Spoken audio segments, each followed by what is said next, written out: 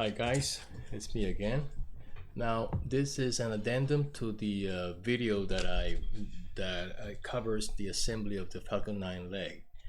It's worth to mention that once this big piece is glued, this piece has to be curved um, in order for the leg to attach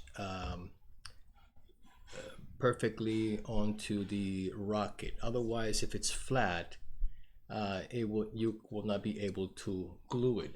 So I'm going to bring the rocket here.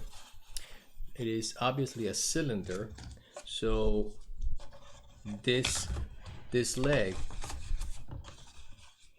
this portion has to be curved in order for the leg to fit and to rest on top of the rocket like this.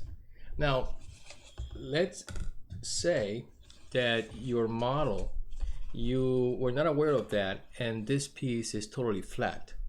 Well, obviously, it will, a flat surface onto a curved surface will not match. So what you have to do is what I did here. You have to make a cut and depress these two sides. Therefore, you will have like a V shape that will compensate the fitting of the leg on top of the rocket.